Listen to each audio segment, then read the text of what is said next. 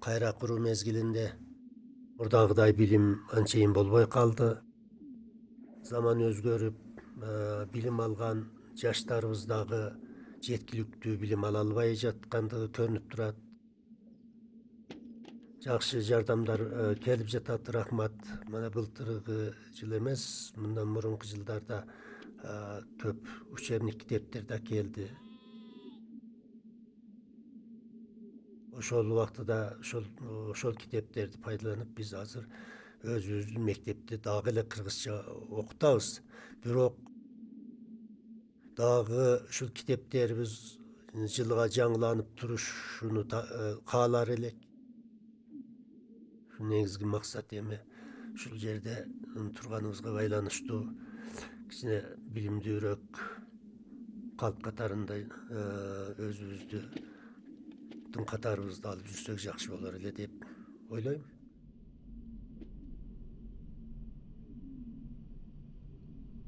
Эми ошол мезгилдерде биз дагы эми ушул жерде айылда ар кандай жана аземдер болот, жаңы жылдык, өзүбүздүн баягы жаш мугалимдердин чыгармачылыктары же болбосо алардын баягы өздүк көркөм чыгармачылыктарын эме кылдырып, айылда болсо ыркесе уюштурабыз. Ana ушундай мезгилдерде анан кийин анча мынча ana ушундай сахнага чыгып калган учурлар болот.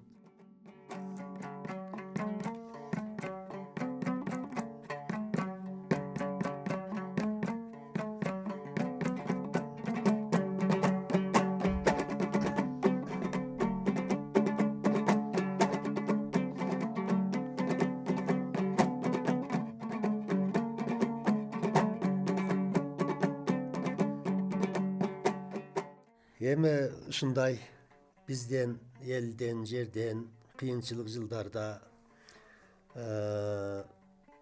биздин билбоор кыргыз элибизди эңсеп көп туугандарыбыз Кыргызстанга, башка жактарга кетишти. Эми ушундай заман бир убакыт дагы оор замандарда. Эми ушул күндөрдө дагы Сарыкол бир гана баардык кыйынчылыкка, жоготууга, баардыгыга кайыл болгон сыяктуу Сарыкол гана менсинип ушунда турду. Анын уул кыздары дагы эле ушул Сарыколдо жашап, дагы эле ушул Сарыколду мекендеп, дагы эле ушул Сарыколдун улуу топурагын терең сүйүп жашап жаткан кыргыз Сарыкол элине мен чоң ыраазычылыгымды билдирем. Сарыкол бул биздин түбөлүк мекенибиз катарында дайыма көңүлүбүздө, жүрөгүбүздө сакталып калууга тийиш. Ар бир уул кыздарынын канчалык биз кайда жүрбөйлү, кайда баспайлы, Сарыкол мекенибизди унутпашыбыз керек деп ойлойм.